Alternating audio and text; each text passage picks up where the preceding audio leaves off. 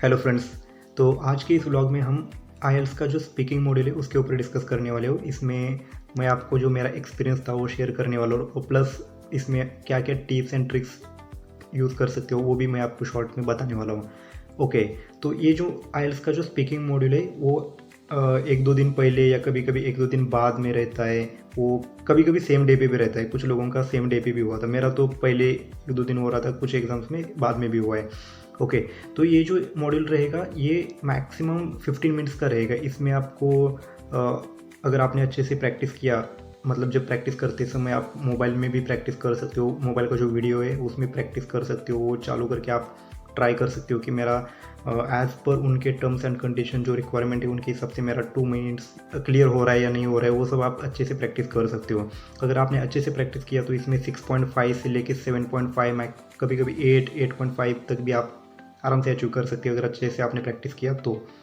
Okay, तो इसका पहले फॉर्मेट जान लेते हैं। ये जो आईएलटीएस का स्पीकिंग मॉड्यूल है इसका पूरा जो फॉर्मेट है उसमें मैक्सिमम 3 टॉपिक्स बोल सकते हो या पार्ट्स बोल सकते हो, सेक्शंस बोल सकते हो। जैसे बाकी मॉडल्स में डिफरेंट सेक्शंस थे, इसमें भी ऐसे टोटल 3 सेक्शंस रहते हैं। ओके, जो पहला सेक्शन रहेगा उसमें जस्ट बेसिक इंट्रोडक्शन पूछेंगे वो लोग, मतलब आपको जस्ट कंफर्टेबल करेंगे कि आप स्पीकिंग के लिए रेडी हो। और आपका वहाँ से एक्चुअली एग्जाम स्टार्ट नहीं होता है। एक्चुअली इंट्रोडक्शन में बेसिक क्वेश्चंस पूछते ही रहते हैं, जैसे आपका नेम हो गया, स्टडीज़ हो गया, वर्क एक्सपीरियंस, अभी क्या स्टडी कर रहे हो या जॉब कर रहे हो, ऐसा जस्ट जनरल क्वेश्चंस पूछते रहते हैं। तो इसमें आपको जस्ट नॉर्मल आंसर्स देने हैं, मतलब कंफर्टेबल होके ऐसा नॉर्मली जस्ट आपको छोटे छोटे आंसर्स नहीं देना है, मतलब जैसे in one words, yes no, you are working, yes no, you are studying, yes no, ऐसा नहीं देना है। तो फॉर एग्जांपल अभी पूछ रहा है तो अभी क्या कर रहे हो, तो आप बोल सकते हो कि yes I am working currently and क्या कौन सी कंपनी में, या ऐसा शॉर्ट में बोल सकते हो। इसमें कोई आपको कॉन्फिडेंशियलिटी का कोई इशू नहीं है। मैं तो डायरेक्टली बोलता है मैं अभी जॉब कर रहा हूँ कंपनी, और लोकेशन भी बोल सकते हो, शॉर्ट में बोल सकते हो। ज़्यादा भी ऐसा लंबा खींचना नहीं है और बहुत ही शॉर्ट में भी आंसर्स नहीं देने हैं। ओके, ये आपको हो गया, ये पहला इंट्रोडक्शन का सेक्शन हो गया। इसके बाद आता है अपना second part. Okay, second part में क्यू कार्ड रहता है। क्यू कार्ड मतलब एक टॉपिक देना होता है, वो टॉपिक के ऊपर आपको कंटिन्यूसली 2 मिनट्स तक विदाउट एनी मतलब कोई ऐसा स्टॉपेज ना लेते हुए कंटिन्यूसली आपको बात करना है।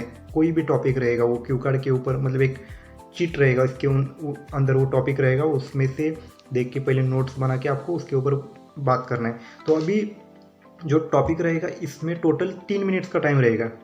फर्स्ट मिनट जो रहेगा उसमें आपको प्रिपरेशन करने के लिए टाइम दे देंगे वो लोग, और बाद में जो 2 मिनट्स रहेंगे उसके ऊपर आपको बात करना है कंटिन्यूसली। अभी 1 मिनट का जो प्रिपरेशन टाइम रहेगा ना वो वेस्ट नहीं करना है आपको।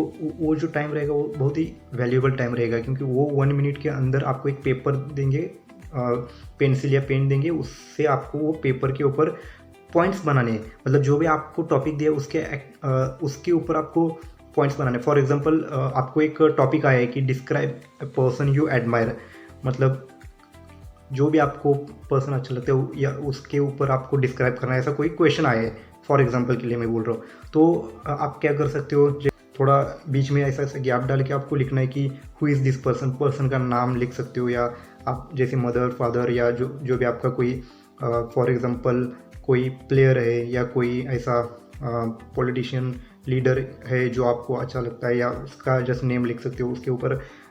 सेकंड, इसमें जस्ट शॉर्ट में आप लिख सकते हो why this person is famous, और ये पर्सन फेमस क्यों है, इसका पीछे का रीज़न क्या है। तो आपको अगर उसमें लिखने में अगर ज़्यादा टाइम दोगे तो आपका वो जो भी आपको आगे के पॉइंट्स लिखने हैं तो वो आपको टाइम कम पड़ेगा। तो जल्दी जस्ट शॉर्ट में रीज़न लिखना है, ताकि वो जब आप स्पीकिंग करते समय आप थोड़ा नीचे ऐसा देख के एक्सप्लेन कर सकते हो। ऐसा है, उसको ऐसा कोई नहीं है कि उसकी आंखों में, मतलब ऐसा फेशियल आई कांटेक्ट बना के ही आपको कंटिन्यूसली बात करना है, ऐसा कोई ज़रूरत नहीं है। जस्ट आपको रिमाइंडर रहने के लिए आपको देख के आप बात कर सकते हो या बोल सकते हो उसके ऊपर।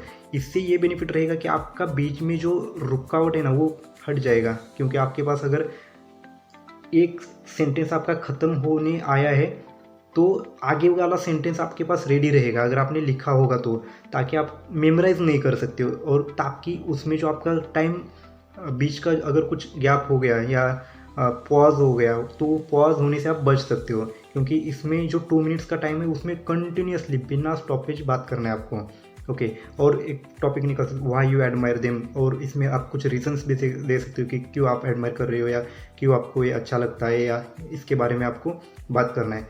अभी देखो यहाँ पे जैसे ही पहला 1 मिनट फिनिश होता है तो वो स्टॉप बोलता है। स्टॉप बोलने के बाद आपको लिखने का स्टॉप करना है, और वो बोलता है कि या you can start your speaking right now.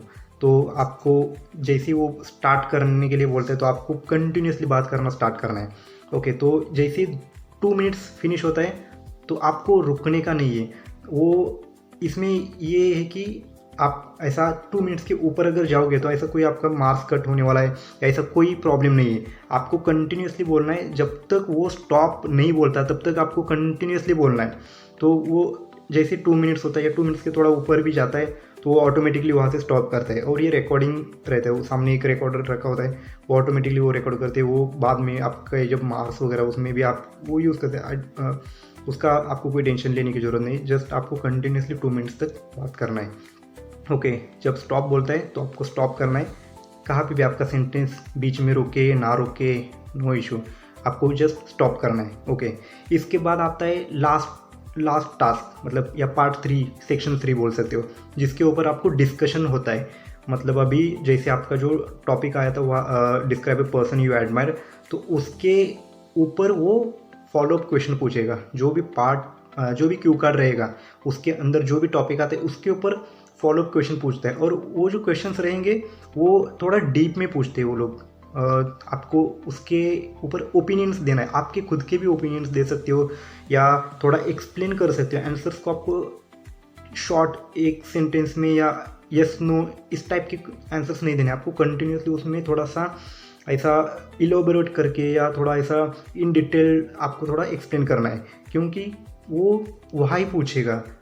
मेरे को तो वो वाई जैसे मैं आंसर देता था वाई, जैसे आंसर देता था वाई, मैं तो एक मोमेंट पे ऐसा लग रहा था यार मैं इसके ऊपर और नहीं बात कर सकता। लेकिन फिर भी आपको एवरी टाइम जब वो वाई पूछेगा ना तो आपको वो उससे आपको डरने का नहीं है। आपको लगेगा कि ये मैं गलत आंसर दिया या जो भी कोई आपके माइंड में निगेटिविटी आ सकता है कभी कभी कि मैं इतना आंसर दे रहा हूँ फिर भी ये वाई क्यों पूछ रहा है। लेकिन वो जानबूझ के आपको कंफ्यूज करने के लिए वो कंटिन्यूसली वाई पूछते हैं। मेरे को तो इतनी बार वाई पूछ रहा था कि मेरे को समझ में नहीं आ रहा था कि मैं आंसर गलत दे रहा हूँ या सही दे रहा हूँ।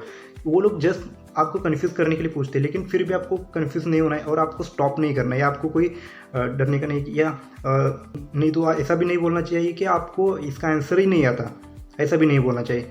वो सिंपल क्वेश्चन रहते हैं फिर भी वो वाई अगेन एंड अगेन रिपीट करते रहते हैं ताकि आपको ज़्यादा कन्फ्यूजन हो। लेकिन आपको उसको भी आपको क्रैक करना है, आपको जस्ट उसके ऊपर स्टिक रहना है, आपको कोई गिव अप नहीं करना है। अगर आपने कुछ ऐसा किया तो वो नेगेटिव इंप्रेशन भी पड़ सकता है और कम मार्क्स भी आ सकते हैं। तो उससे अच्छा आप क्या करो, जैसे ही वो वाई पूछता है इमीडिएटली आप पहला क्वेश्चन का पहला आंसर देने के बाद अगले आंसर का प्रिपरेशन करो। माइंड में आपको थिंकिंग करना है, आपको आगे क्या बोलना है उसके ऊपर आपको कंटिन्यूसली थिंकिंग करते रहना है।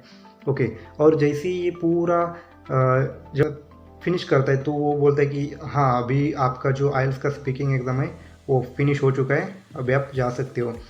ऐसा जब बोलता है तो आपका वो एग्ज़ाम फिनिश हो जाता है।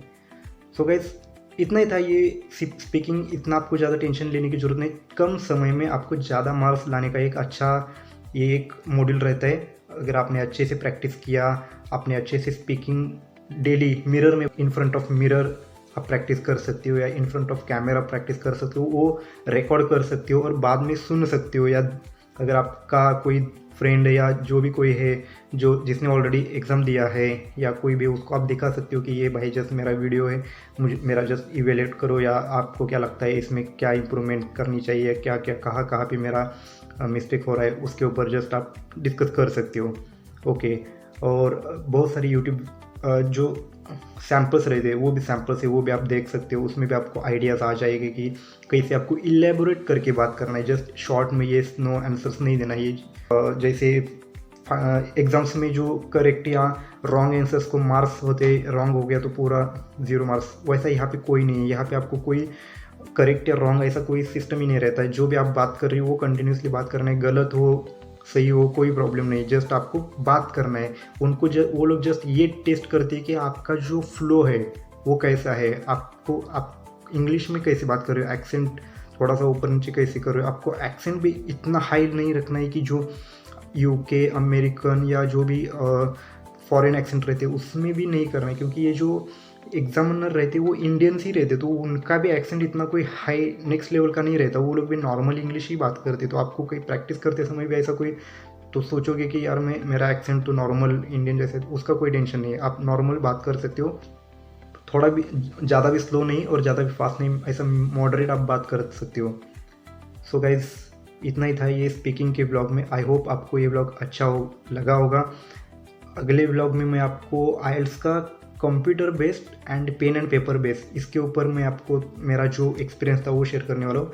सो गाइज, आई होप आपको ये ब्लॉग अच्छा लगा होगा। Thank you for watching this blog and don't forget to like, share and subscribe. Thank you guys, bye.